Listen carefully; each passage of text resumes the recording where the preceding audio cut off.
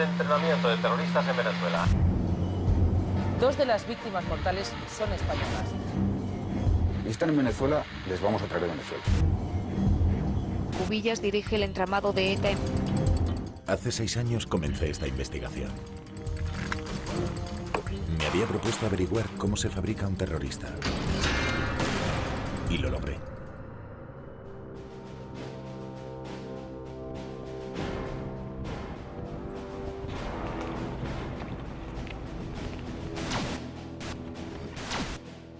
La lucha es contra el imperialismo norteamericano, por hay que atacarlos donde quiera que se encuentren, así sea en sus casas, así sea en sus casas. Este es Muhammad Abdallah, el palestino, un revolucionario de origen árabe. Esta es la nueva identidad con la que he vivido durante años, infiltrado en diferentes organizaciones terroristas internacionales. Viajé por 4 continentes, pero nunca imaginé que terminaría en Venezuela. Allí localicé a Arturo Cubillas, el etarra más buscado. Allí recibí los mismos cursos de armamento que ETA, las FARC y otras organizaciones terroristas.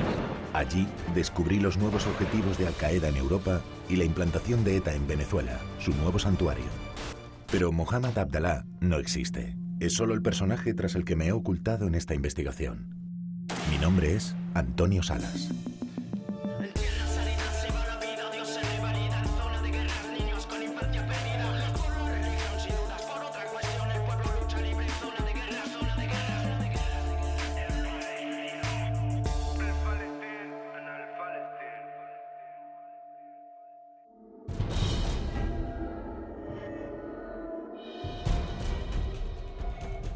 Me di a conocer con mi primer trabajo, cuando me infiltré en el movimiento neonazi con una cámara oculta. Tuve que raparme la cabeza, estudiar su ideología, memorizar sus canciones y poco a poco conseguí integrarme en la comunidad skinhead bajo la identidad de Tiger 88. Fruto de esta investigación nació Diario de un Skin, cuya presentación desató un gran escándalo.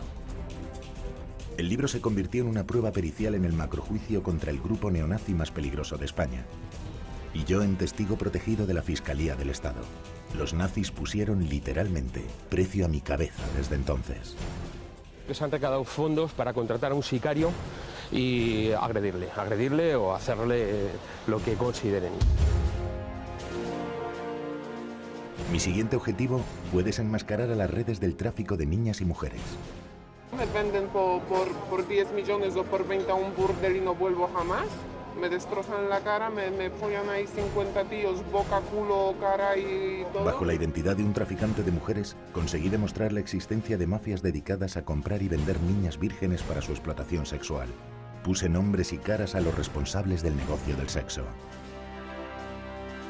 Tan solo con que estén, puedes cobrar lo que quieras. Fruto de esta segunda infiltración, nació el año que trafiqué con mujeres y volví a recibir muchas amenazas de muerte. Justo 3 días después de la presentación del libro, se producía en Madrid el atentado terrorista más brutal de la historia de Europa. Oye, estoy en la ducha, ha habido una bomba en el tren y hemos tenido...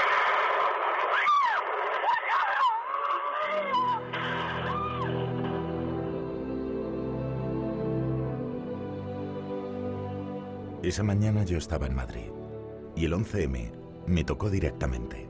No podía comprender qué lleva a alguien a cometer tal atrocidad.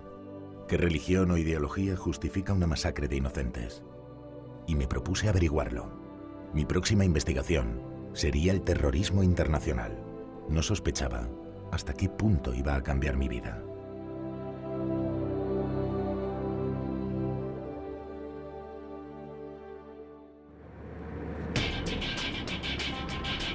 Antes de infiltrarme, pasé años preparando mi nueva identidad.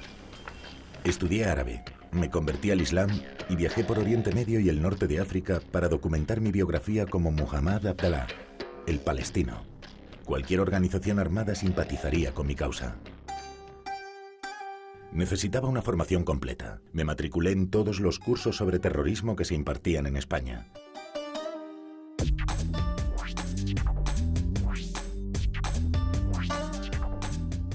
Tuve la oportunidad de aprender de los mejores especialistas. Está el modelo de la guerra contra el terrorismo Y está el modelo de la lucha contra el terrorismo. Los terrorismos son igualmente condenables, pero no todos tienen las mismas causas, no todos se desarrollan en el mismo contexto, no todos defienden las mismas ideologías, no todos tienen los mismos orígenes. Compartí clases con policías, guardias civiles y espías españoles. Todos teníamos un mismo objetivo: evitar que se repitiera un nuevo 11M.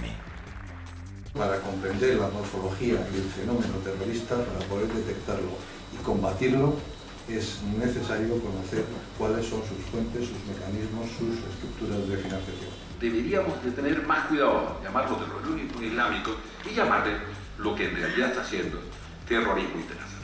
En estos cursos de terrorismo entré en contacto con expertos que me hablaban de Venezuela como meca del terrorismo internacional. Un santuario para miembros de ETA, las FARC y Al-Qaeda. Señalaban a un venezolano como el terrorista musulmán más peligroso de todos los tiempos. Carlos el Chacal, el Bin Laden del siglo XX. Llegué a obsesionarme con su increíble historia y lo convertí en mi modelo. Si había un lugar en el mundo donde se podía fabricar un terrorista, ese parecía ser Venezuela. Era hora de cruzar el océano. Yo muero, pero detrás de mí tiene otro. La asistencia que le dimos nosotros a los camaradas vascos, ¿no? Te iban a secuestrar para interrogarte.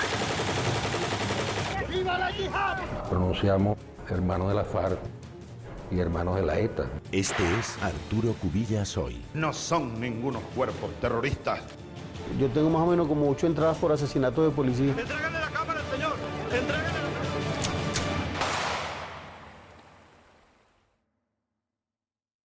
Bienvenidos al Aeropuerto Internacional Simón Bolívar, donde la hora local son las 3:35 de la tarde.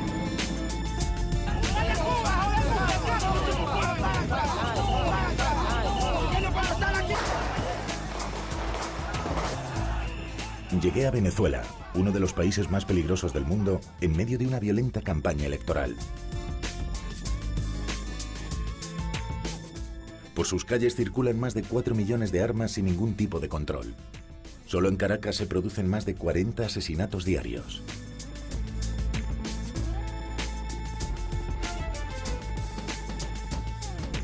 ¡Entrégale la cámara al señor! ¡Entrégale la cámara al señor! ¿Por qué le quitaron la cámara? ¡Entrégale la cámara! ¡Nos van a agredir a nosotros!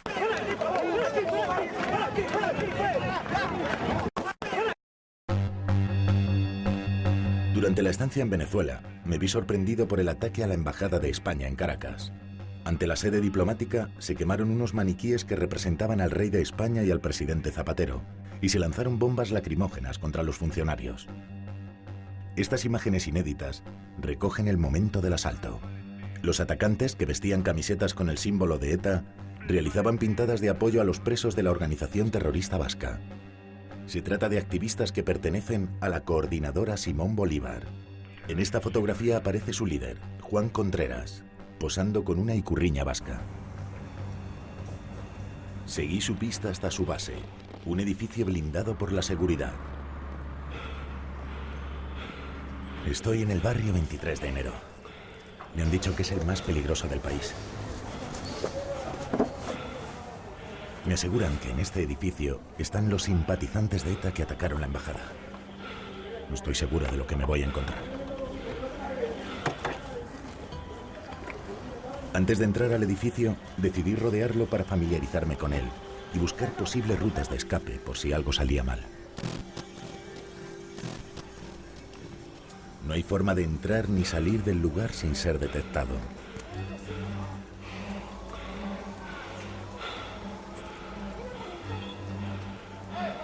De pronto, en el patio trasero del edificio, lejos de miradas indiscretas, me encontré con algo increíble. Allí estaban varios de los asaltantes a la embajada, y tras ellos, grafitis con la ikurriña vasca y el símbolo de ETA. Su apoyo a la banda terrorista es evidente.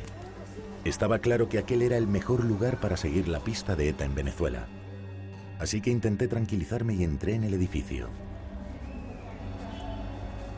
Nadie debía darse cuenta de que estaba grabando con una cámara oculta. Dentro de la base, algunos de los activistas todavía llevaban puestas las camisetas con el símbolo de ETA que utilizaron en el asalto a la embajada. me había propuesto intentar llegar hasta el líder de la organización, Juan Contreras. Juan Contreras, presidente de la coordinadora Simón Bolívar, responsable del asalto a la Embajada de España. Tuve que esperar varias horas. La decoración del local muestra la simpatía de los bolivarianos por la causa palestina, la guerrilla colombiana y el terrorismo vasco. Por fin, Juan Contreras, el responsable del ataque a la Embajada española, accede a recibirme en su despacho. Vuelvo a sentir angustia. Me da la sensación de que todos saben que llevo una cámara oculta. Pero si no grabo esta reunión, nadie creerá que he llegado hasta aquí. Acuérdate que el tema vasco es más espinoso que hablar de la insurgencia colombiana FARC o el ELN o cualquier otro grupo guerrillero en América Latina. Es un tema más complicado porque aquellos ponen bombas, la gente asocia una vaina con terrorismo, X, o sea, es más complejo. Y es un tema que al mismo gobierno también le huye, pues, ¿me entiendes? Es un tema bien espinoso. Y yo voy a conversar con uno de ellos que es el que siempre meten en cosas, ahí sale el nombre de él y ese tipo de cosas. Y a ver si ellos quieren pues, conversar y eso. Contreras desconfiaba. Quería comprobar mi coartada, pero prometió interceder ante los etarras afincados en Venezuela.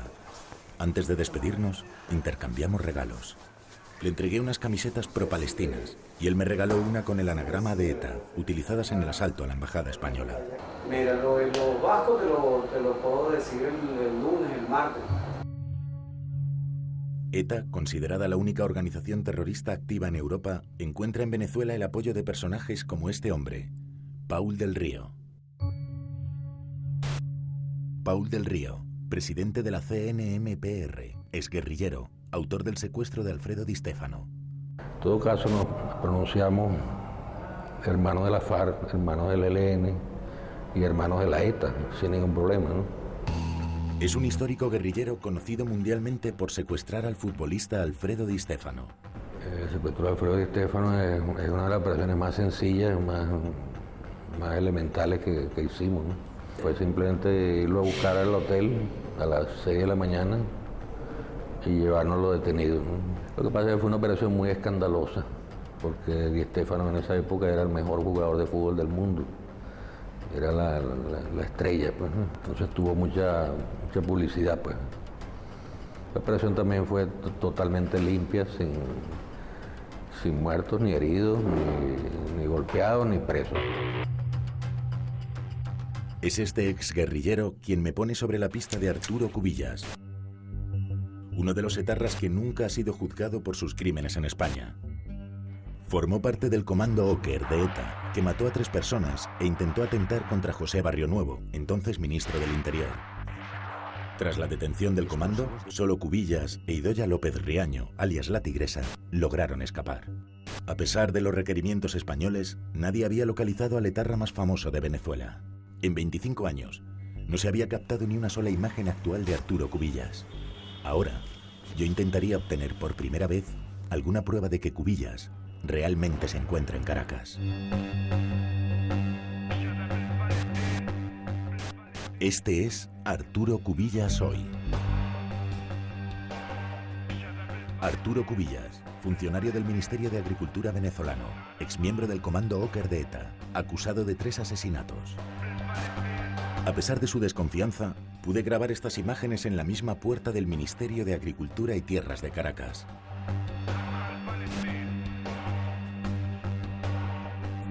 Este es el registro oficial del nombramiento de Arturo Cubillas como director del área de Administración y Servicios del Ministerio de Agricultura venezolano, fechado en 2005. Cubillas fue uno de los 10 primeros etarras acogidos por Venezuela hace 20 años, mucho antes de que Chávez llegase al poder. Tras las negociaciones de Argel entre el gobierno de Felipe González y ETA, el entonces presidente Carlos Andrés Pérez aceptó a los etarras como refugiados políticos. No podíamos pensar que el hecho de ser vasco señalaba que tenía que ser un terrorista. Los etarras se nacionalizan venezolanos y oficialmente están limpios de antecedentes. Es la excusa para no extraditarlos a España. Según algunas fuentes, Arturo Cubillas hace de anfitrión para sus compañeros etarras. Venezuela es más segura para adiestrarles en armas y explosivos. Mi objetivo estaba cada vez más cerca. Tenía que acceder como fuera a los campos de entrenamiento terroristas. ¡Agáchese, agáchese, agáchese!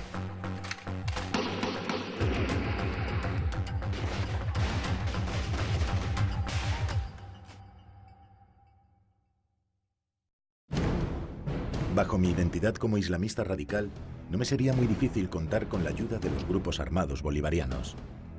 Son leales a Hugo Chávez y consideran a ETA, Hamás y a las FARC como organizaciones hermanas. Esta vez debía ganarme la confianza de un tipo muy peligroso, el Chino Carías.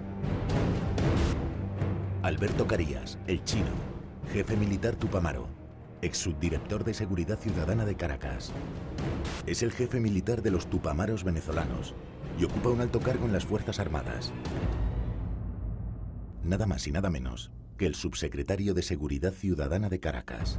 Antes de la llegada de Chávez al poder, Carías fue detenido por varios asesinatos. Yo tengo más o menos como 26 entradas en los cuerpos represivos del Estado. Yo vivía en el 23 de enero luego y mataba a un policía, el Chino Carías. Yo tengo más o menos como 8 entradas por asesinato de policía, de las cuales no he participado sino en una. También he sido torturado por el DIN, la Dirección de Inteligencia Militar, por la Naval. O sea, yo he estado en todas las dependencias represivas del Estado. Te amarran los brazos, te amarran aquí, te amarran los pies desnudos y buscan 2 cables y los pegan a un teléfono. Ese teléfono tiene una bobina que cada número que da es una descarga eléctrica.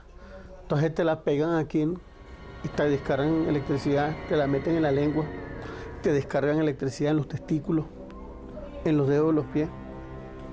Luego de eso sacan la parte eléctrica y en esa misma silla te sacan las uñas con alicate. Lo viví yo, a mí me sacaron la uña del pie grande. Fiel a su ideología guerrillera y a los que él considera sus camaradas vascos y colombianos, intentaría que el Chino Carías me ayudase a llegar a los campos de adiestramiento que comparten. Un camino que recorrí solo, entre individuos extremadamente peligrosos, dispuestos a mantener la lucha armada. Nosotros activaremos nuestras células, nuestros combatientes en el continente y atacaremos objetivos militares económicos del imperio en América y en Europa. O habrá patria para todos, o no habrá para ninguno, porque esta vaina va a arder en un polvorín. Patria o muerte.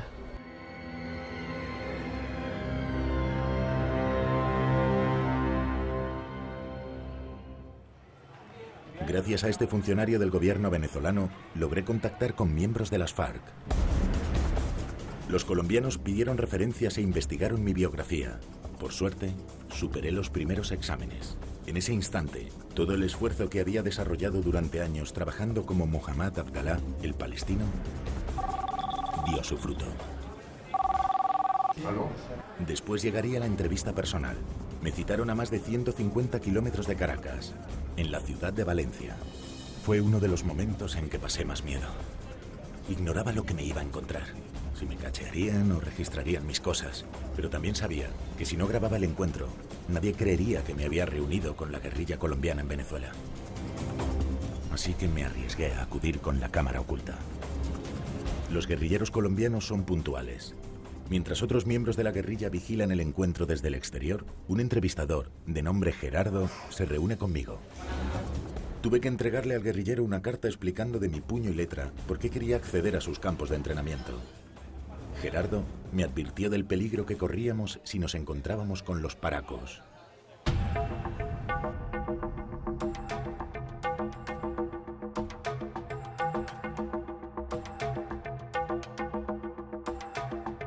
Les aviso que estas imágenes que van a ver a continuación pueden herir su sensibilidad.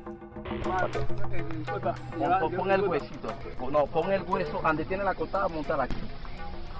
Así, así. Y si la mueve, te oye en la cabeza. Sí, ya, papá. ¡Ponla! ¡Ponla! ¡Ponla!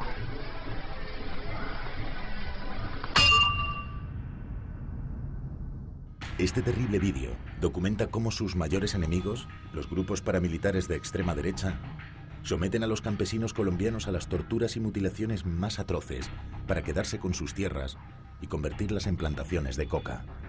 Según Gerardo, los paramilitares ya estaban en Venezuela. Finalmente, pasé todos los filtros y la guerrilla accedió a que entrase en Colombia y recibiese adiestramiento en sus campos. Pero en ese momento, se produjo una noticia que abortó mi infiltración. El ataque al campamento del líder de las FARC, Raúl Reyes, desató una crisis histórica sin precedentes. Uribe es un farsante. Uribe es un mentiroso. Uribe es un sinvergüenza.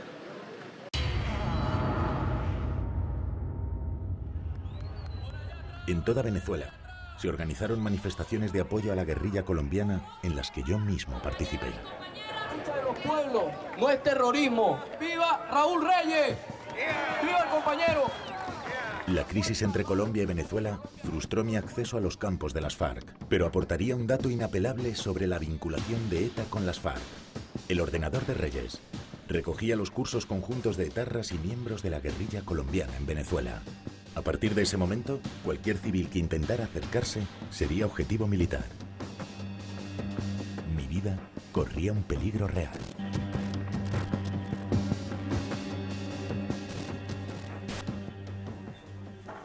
¿Pero podría recibir entrenamiento en Venezuela sin necesidad de cruzar la frontera colombiana? La respuesta me la daría Carlos Alberto Ríos, alias Musulmán. Carlos Alberto Ríos, el musulmán, guerrillero tupámaro, intermediario en los campos de adiestramiento clandestinos. Quiero aprender todo lo que puedo aprender, que se puede usar allá, que puedo enseñar, incluso más que con armas. Yo aquí no sé si hay cosas de explosivos. No está mal, preparar un teléfono. Un control de televisor también. Musulmán es líder de otro grupo bolivariano y converso al Islam. El hecho de que yo me presentara como el palestino facilitó la comunicación. Ha sido testigo de los episodios más sangrantes de la historia venezolana. Para él, toda organización de lucha armada, vasca, colombiana o árabe, es lícita. Cuantas veces sea necesario utilizar las armas para defender a mi pueblo y defenderme a mí mismo, que soy pueblo, se sacan. Yo muero, pero acuérdate que nacerán miles. Somos Hinger, nacerán miles. Detrás de mí viene otro. A pesar de su rudeza, Musulmán se derrumba cuando recuerda a los camaradas que han caído durante sus años de lucha armada. Nos tomamos posición y empezamos a disparar también. Muchos francotiradores. Hasta que llegó el ejército. Llegaron 2 convoyes del ejército, nos enfrentamos a uno y empezaron a matar a la gente dentro de los supermercados nuevamente. Eso fue horrible. Ellos nos aventajaban en números y nos aventajaban en armas. Dispararon a todo el mundo. Nosotros corrimos hacia los lados de la Río de Janeiro. Ahí nos emboscaron.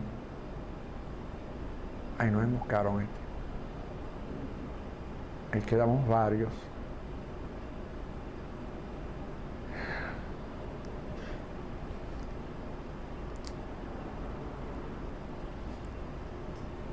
¿Tú sabes qué pasa? Que es que son cosas que, aunque no se quieran olvidar, tampoco se pueden recordar.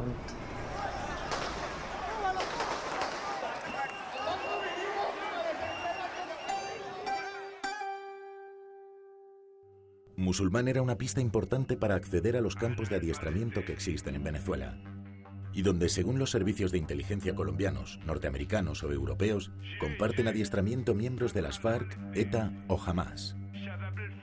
Aquella noche nos reunimos en la Plaza de Bolívar, ante la alcaldía de Caracas. Tuve que esperarle durante horas con la paranoica sensación de que estaba siendo vigilado. Me tranquilizó comprobar que Musulmán acudía a la cita. Ante mi cámara oculta, telefoneó a un oficial del ejército venezolano para solicitar mi acceso a los cursillos de armas y explosivos. Epa, Gilbert, ¿cómo estás, hermano? Mira, Gilbert, te voy a preguntar algo.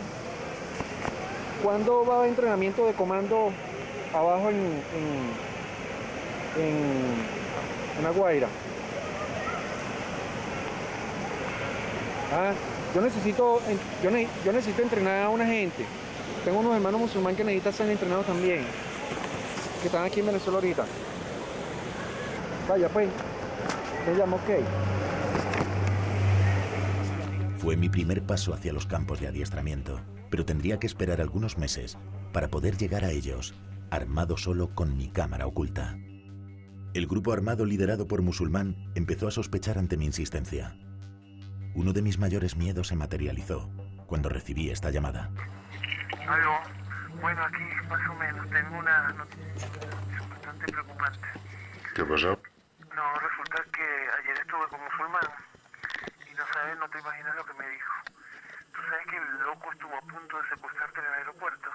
¿Cómo?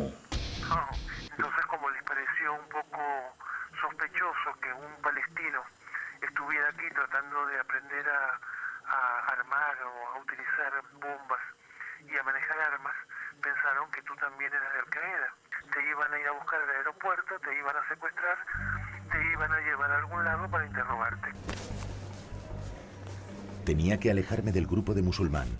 Decidí buscar de nuevo ayuda en el chino Carías, funcionario del gobierno venezolano y jefe de los Tupamaros.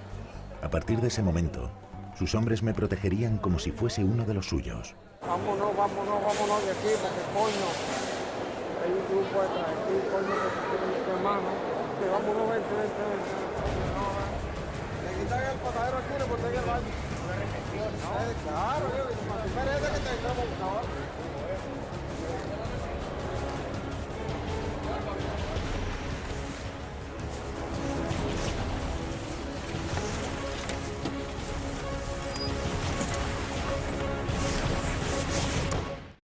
Consiguieron secuestrarme. Pero algún tiempo después, el coche que utilizaba para reunirme con etarras, guerrilleros colombianos y bolivarianos sufrió un atentado.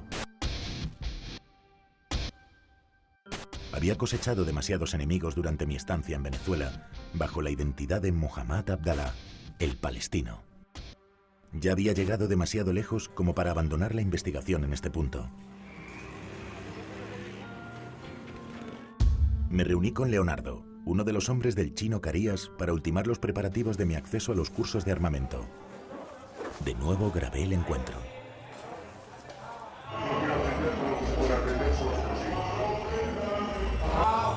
No es específicamente explosivo, no es armamento. Y armamento también, sobre todo lo que se puede necesitar para entrar y salir del tema. Ok, porque no hablo de armamento primero, ¿no? R15, HK, Glock, lo más común. No hay nada clandestino, porque esto era preso. Pero el explosivo es un poquito más delicado. Leonardo me dijo que me avisarían en cuanto pudiese empezar el adiestramiento, pero la llamada se produjo sin previo aviso. Cuando me recogieron, ignoraba dónde me llevaban. No tenía preparada la cámara oculta. En cuanto me senté en el coche, pisé algo en el suelo. Bajo mis pies asomaba un montón de cargadores de Kalashnikov y un subfusil de asalto. Esta primera grabación la hice con el teléfono móvil. No podía dejar pasar esta evidencia y me arriesgué a improvisar. Los días siguientes me las ingenié para poder grabar mi adiestramiento paramilitar. Aprendí a manejar todo tipo de armas de fuego.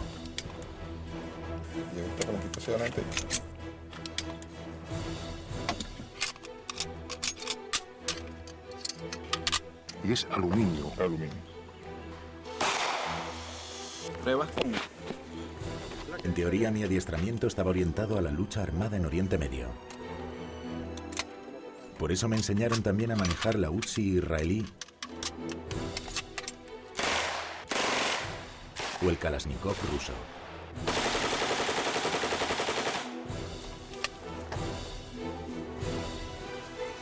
Tiene toda la pinta de un lanzagranadas, ¿no? Tengo una serenata. Es un fusil automático liviano, es calibre 7.62. el AK. Sí, pero la diferencia del AK es que este es más largo. Estaría en condiciones de atentar en cualquier parte del mundo. Yo jamás había tocado un fusil o una ametralladora. Me produjo vértigo, sentí rechazo, pero me pregunté, ¿qué puede sentir alguien fanatizado por una ideología política o religiosa con un arma como esta en las manos?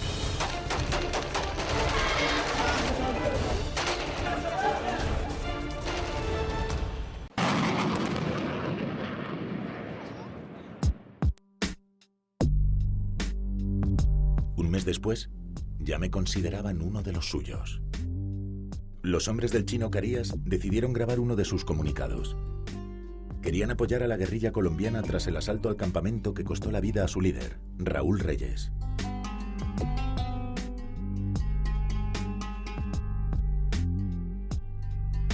Por primera vez, un periodista, armado con una cámara oculta, se infiltraba en un comunicado terrorista.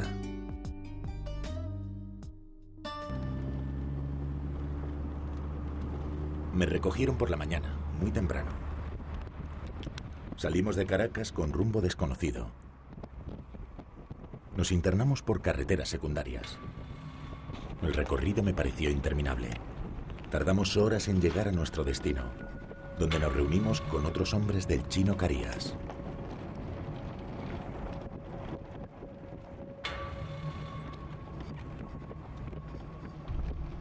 Salimos de los vehículos y nos adentramos por un sendero hacia el lugar escogido.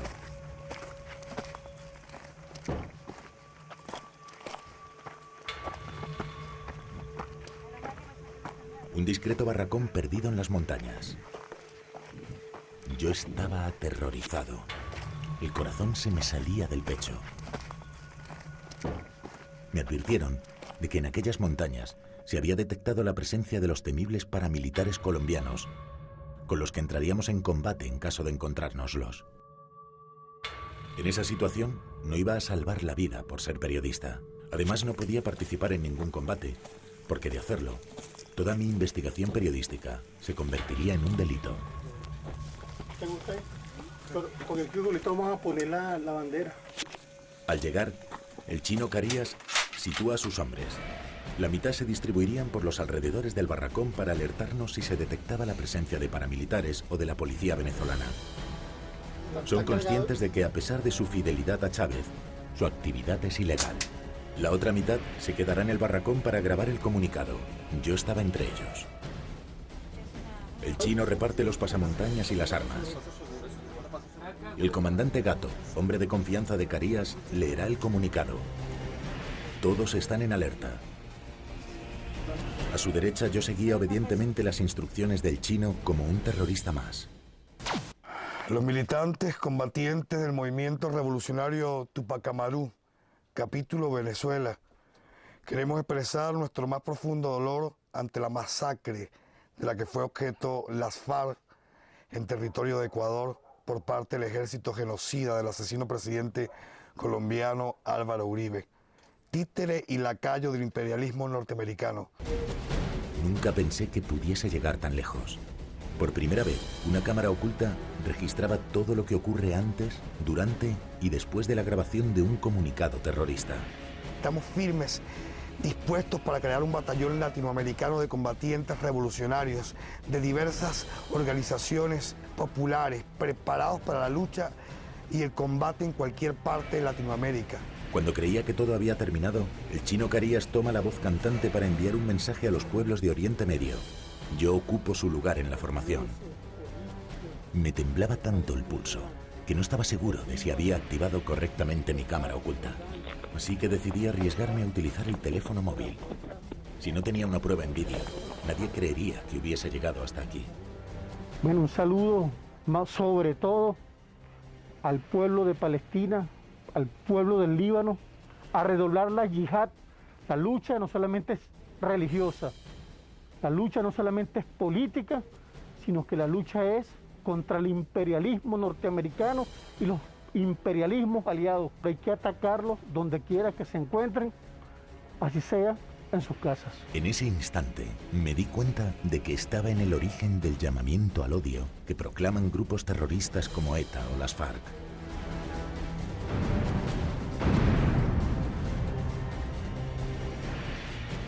El comunicado pronto aparecería reflejado en diferentes publicaciones, en Internet, y también despertaría el interés de los servicios secretos colombianos. Nosotros debemos entender que el presidente Chávez no apoya grupos armados. Somos organizaciones sociales y de lucha, al igual que la FARC-EP y que el ELN, Ejército del Pueblo.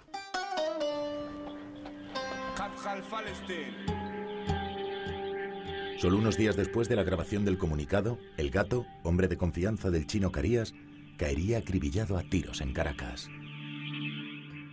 Más de media docena de personas con las que coincidí durante esta infiltración seguirían la misma suerte. ¡Saludo al pueblo palestino! ¡Viva la yihad!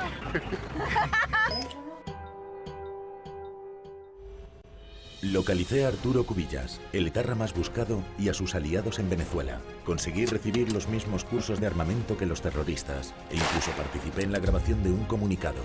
Pero me faltaba lo más difícil: completar uno de mis objetivos, contactar con el Chacal.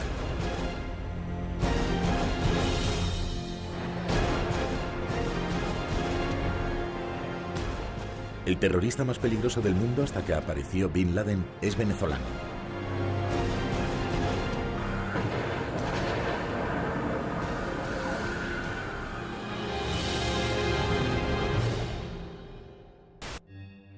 Ilich Ramírez, Carlos el Chacal, considerado el terrorista más importante del siglo XX, acusado de 83 asesinatos, condenado a cadena perpetua.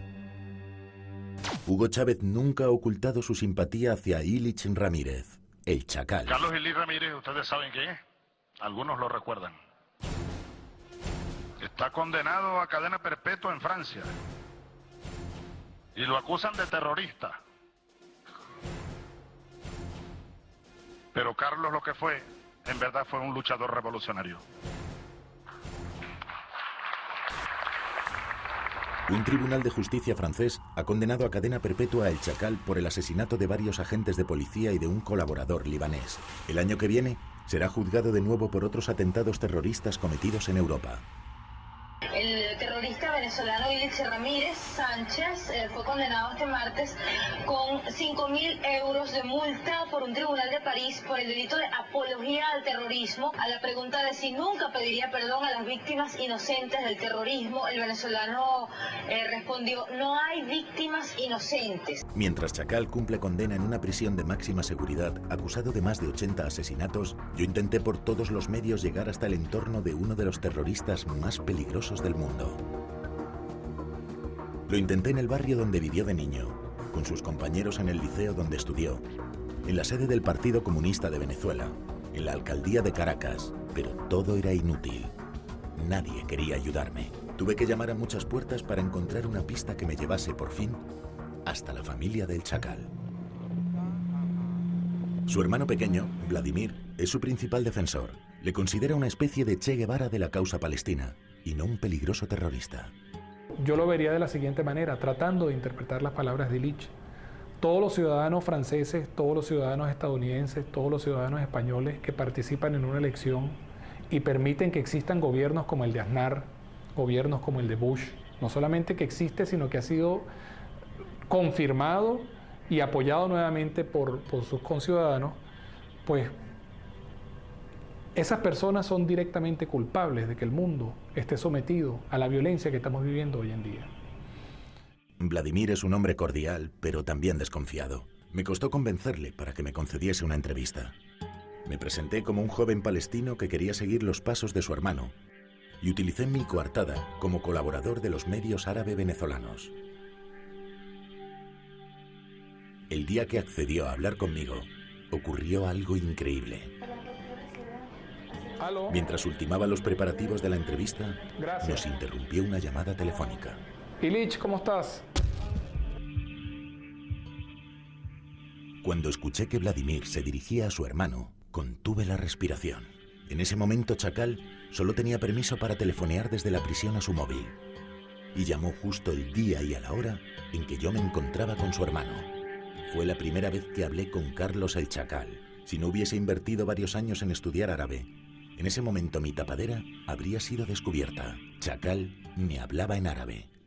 El amigo se va para Palestina el martes y va a estar allá. No sé si tú quisieras conversar un momento con él. Te lo paso un momento para que hable contigo. Aló. Alaikum assalam. Antes te atacar la mualarvilla. Nada más atacar la mualarvilla Kalilan fakat. أنا أسكن الآن من أوروبا ولكن قلبي من فلسطين. نعم. Aquella primera conversación con el terrorista daría más frutos tiempo después. Llegué a conocer a su madre, un personaje desconocido hasta ahora por todos los biógrafos de Illich.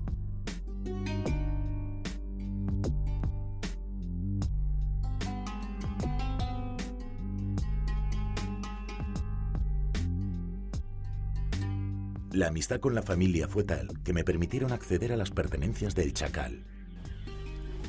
Así pude llegar a un viejo baúl que no se había abierto en años.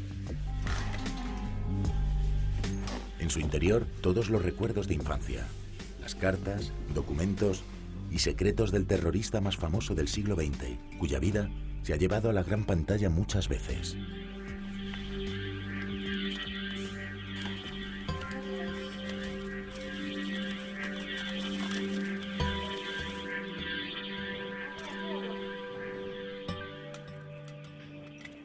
En agradecimiento a Mohamed Abdallah, webmaster, illichramírez.blogspot.com. Llegué a ser el responsable de la página web oficial del Chacal y el impulsor del comité para su repatriación. Con el tiempo me convertí en su hombre de confianza.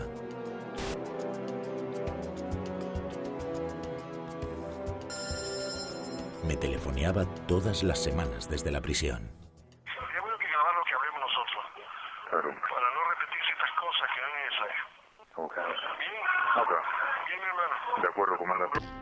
En una de esas conversaciones, el Chacal me reveló un dato desconocido hasta el momento en la historia de España. ETA le pidió que asesinara al entonces presidente del gobierno, el almirante Luis Carrero Blanco. Soy yo el que debió haber hecho lo de Carrero Blanco. Que los camaradas bancos no tenían la experiencia, pidieron ayuda. Estábamos en plena batalla aquí, no podía pasarme unos meses allí para preparar a su madre. Y los muchachos lo hicieron allá, los conozco, y después los entrené también en el Yemen. Históricamente, y eso está establecido, ¿no? La asistencia que le dimos nosotros a los camaradas vascos, ¿no? Carlos el Chacal incluso me reveló que había etarras conversos al Islam. Se sabe que hay vascos que se han convertido, hay un tipo militante de esa organización terrorista que hay allá en el País Vasco. Y uno de ellos se convirtió al Islam, hace unos años. El propio Chacal, el terrorista más legendario de la historia, se había convertido al Islam. Y su organización pro-palestina siempre había colaborado con la ETA española. Pero Illich también me confesó alianzas imposibles entre la extrema derecha y la extrema izquierda en el seno del terrorismo internacional. He conocido a tipos nazis que eran buena gente, y conocí comunistas traidores. Yo no dejo de ser comunista, pero coño. Mira, mi hermano, nadie nos ayudó más. La otra información que viejos bases de Alemania, que controlaban los servicios de policía regionales. Esta gente me contactó en Bagdad en 1978, un capitán SS, antiguo oficial del ejército iraquí, palestino del ejército iraquí. Me dice, te hemos escogido a ti porque hay que ayudar a la guerrilla en Europa. Le vamos a dar información, estamos así. Y nos dieron muchas informaciones. Durante meses mantuvimos contacto todas las semanas.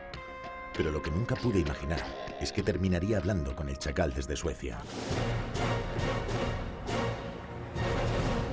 La pista del terrorismo internacional me llevó literalmente hasta el fin del mundo musulmán. La última mezquita construida antes de llegar al Polo Norte.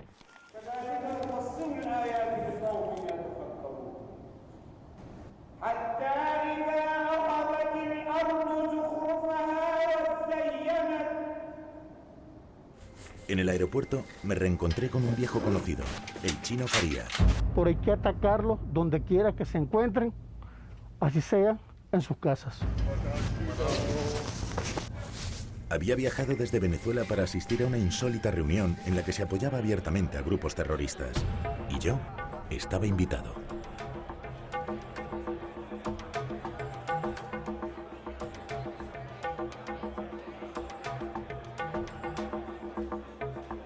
El plato fuerte fue la intervención de Ilich Ramírez a través de mi teléfono móvil. El chacal, que asegura que no existen víctimas inocentes del terrorismo, se dirigía a los asistentes desde la cárcel francesa donde cumple condena. No al Estado racista, colonizador, criminal, sionista. Con armas, sin armas, con capucha, sin capucha, con elecciones, seguirá en el poder. Buenas tardes. Después de escuchar lo que se dijo en aquella reunión, el colmo fue encontrar en una sede del Partido Comunista Sueco propaganda con el mensaje de ETA. Acababa de descubrir que los tentáculos del terrorismo vasco se extienden desde las calles de Venezuela y Palestina hasta las regiones más remotas de Suecia.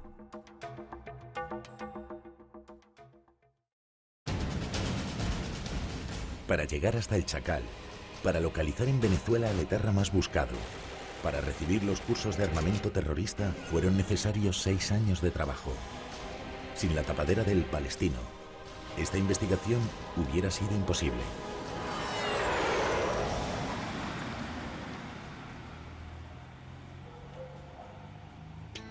Comencé de cero. Aprendí a leer y a escribir en árabe. Tuve que empaparme de todo lo que tuviese relación con el mundo musulmán, con sus tradiciones, sus costumbres y sus creencias. Llegué al extremo de cambiar mi aspecto físico. No volví a afeitarme la barba y también me sometí a un tratamiento intensivo para oscurecer la piel. Pero no era suficiente. Si quería hacerme pasar por un verdadero terrorista islamista, necesitaba estudiar el Corán y conocer el pensamiento musulmán sobre el terreno.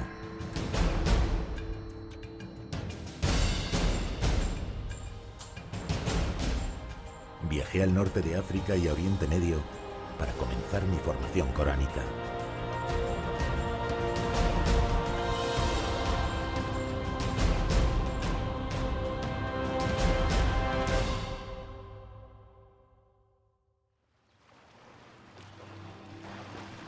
Marruecos fue mi primer destino. Allí se atentó por primera vez contra intereses españoles antes del 11M. Los terroristas atacaron la Casa de España en Casablanca y provocaron una matanza.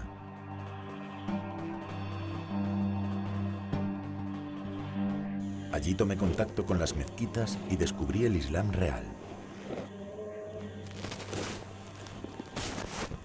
Después de muchos meses, llegué a copiar el Corán a mano para practicar mi caligrafía árabe, para memorizar fragmentos y para demostrar, si llegase el caso, mi devoción como musulmán.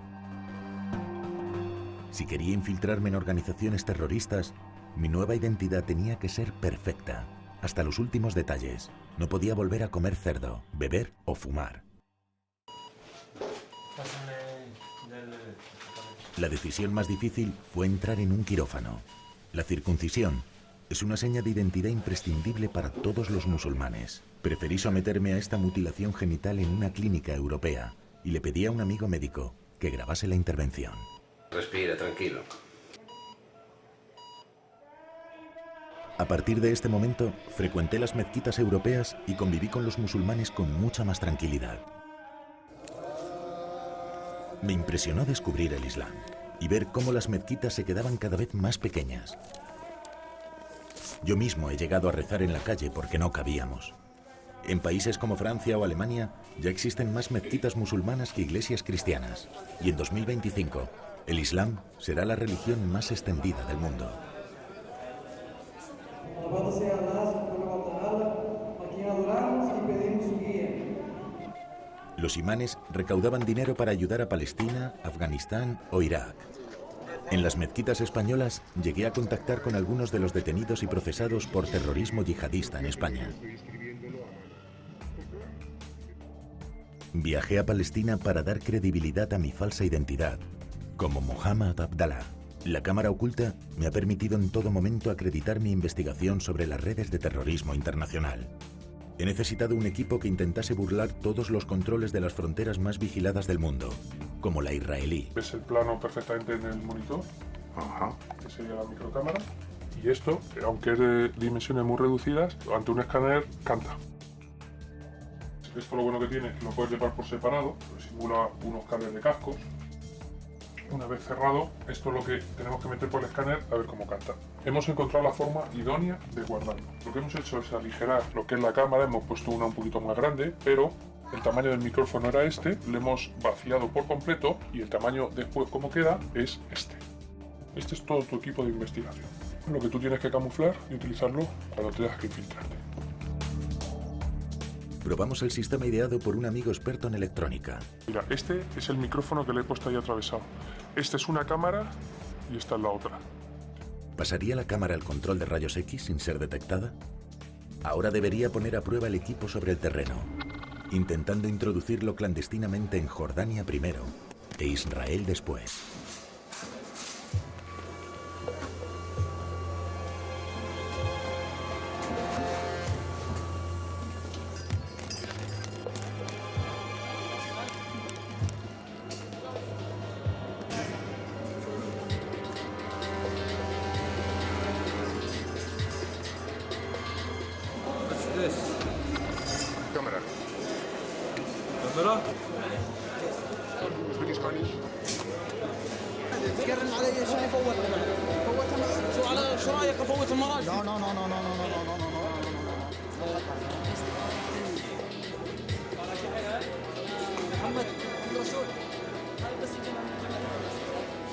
Lo logré. El equipo burló también los controles israelíes. Moverte por Palestina siempre es complicado, sobre todo si llevas una barba tan poblada y una piel tan oscura como la mía. Los controles israelíes dificultaban mucho mis movimientos por las carreteras oficiales. Así que finalmente opté por desplazarme en los transportes palestinos por la montaña, esquivando los checkpoints israelíes. Una opción más incómoda, pero más segura.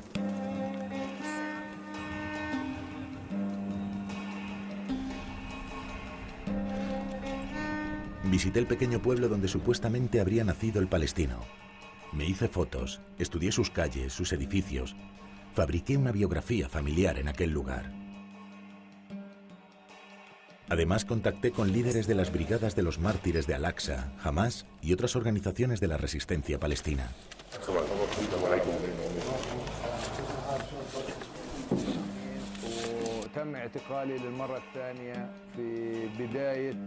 También tenía que comprender la forma de pensar de un terrorista.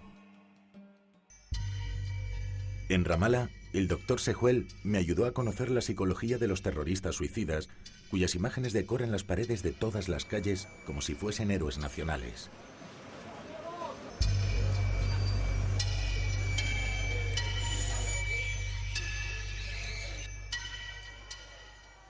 En un programa en la radio, un hombre llamó de fuera diciendo que sus hijos han presenciado la matanza de su madre por los israelíes. Nos enteramos después de un mes que este hombre voló a sí mismo en Israel. No ha podido manejar su trauma. La única salida para él fue el suicidio. Y yo he conocido a las familias de suicidas. No hay ningún motivo religioso. Es la frustración. Detrás de cada acto suicida existe una trauma y una historia. Están utilizados por grupos extremistas. Antes de abandonar Palestina, en Belén, me llevé la última sorpresa del viaje. Un enorme mural escrito en euskera y árabe que dice Palestina y Euskal Herria, 2 pueblos y un camino. El apoyo a ETA llegaba hasta Palestina.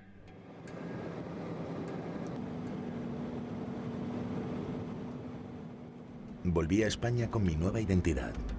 Ya me había convertido en Mohammed Abdallah, el palestino.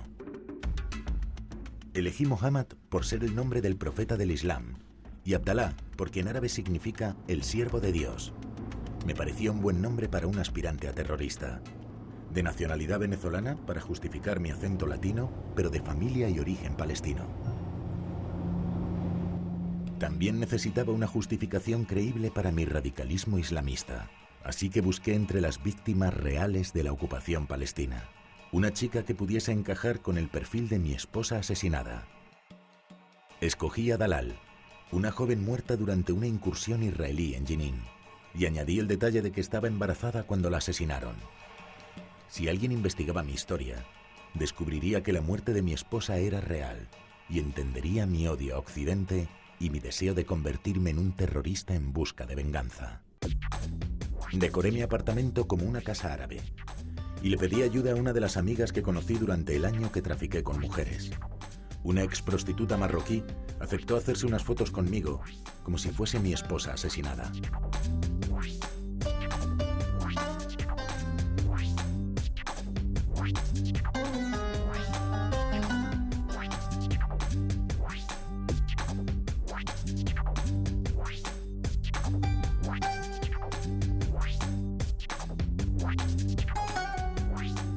Utilicé esas fotos y otras que me había hecho en mis viajes por Palestina y el mundo árabe para ilustrar mi biografía como Mohammed Abdallah. Este álbum y el ejemplar del Corán que escribí a mano serían la coartada perfecta para esta investigación. Puse de nuevo a prueba mi falsa identidad en Zaragoza, donde vive actualmente uno de los héroes de la resistencia palestina, considerado por Israel el terrorista más peligroso. Ibrahim Musa Salem Abayad, ex líder de las Brigadas de Al-Aqsa, refugiado en España desde 2002, acusado por Israel de 6 atentados. Su nombre y su foto aparecen como un auténtico héroe en los libros de texto palestinos. Israel lo acusa de haber participado en media docena de atentados contra colonos judíos. Ibrahim conoce bien las cárceles israelíes. Tú imagínate, te ponen en un armario y estás de pie, día y noche, estás de pie. A veces 3, 4 días, a veces una semana, duermes como los caballos, de pie. Colgarte, digamos, en una pared, una cacharro así, también días y días. Solamente al contarlo, lo primero que piensa que estás mintiendo, no dices la verdad. Mientras es algo que sí que estaba pasando. Tardé muchos meses en ganarme la confianza de Ibrahim. Mis contactos en Palestina fueron vitales para que me abriera la puerta de su casa. Hoy nos reunimos con otros palestinos para ver los vídeos de su lucha contra Israel. Su hijo de corta edad está presente. Ahí mismo, donde ahora matan a mi amigo Mahmoud, ahora mismo. O sea, en ese instante, aquí está el tanque, ¿ves? Y el chico está aquí.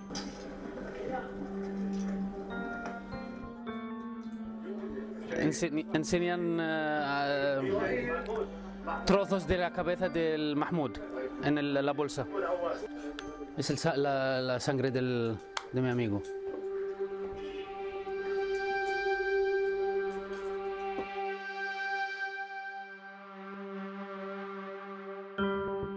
Esta imagen abrió los informativos de todo el mundo. Ibrahim soportó un asedio israelí de más de 5 semanas. Lideró el grupo palestino que se refugió en la iglesia de la Natividad en Belén.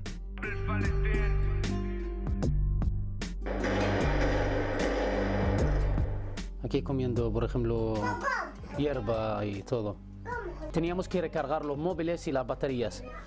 Y entonces uno de Hassan Nisman, ese chico que te conté, se ofreció para conectar una cable, digamos, de una lámpara que estaba afuera. Se dio cuenta un francotirador que estaba cerca de él y le dio le disparó. Casi 4 horas sangrando. Y poco a poco se va la voz, se floja la voz, cada vez es más floja la voz hasta que se muere. Desde su llegada a España, vive con el temor de convertirse en una nueva víctima de los servicios secretos. Su tío, Hussein, fue el primer objetivo de los asesinatos selectivos israelíes. Ibrahim sobrevivió milagrosamente a aquel atentado. Y de repente nos aparecen los helicópteros. 4 juntos. Me mandaron 2 misiles y al coche de Hussein otros 2. Escuché una explosión enorme. Los 2 misiles en el coche de Hussein impactaron directamente. El misil que impactó directamente en mi coche no se explotó. Ibrahim, un héroe para los palestinos y un devoto musulmán, inspiró mi perfil como Muhammad Abdallah, el palestino. Solo así me atreví a viajar a Venezuela, donde inicié mi infiltración en la gran mezquita de Caracas.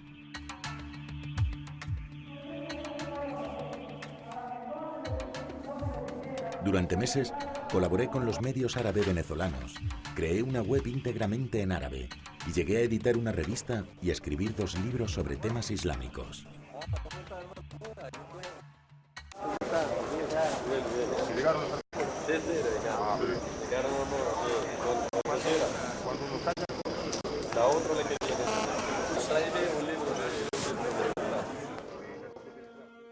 Mi tapadera era perfecta. Por eso pude llegar al líder del Islam en Venezuela.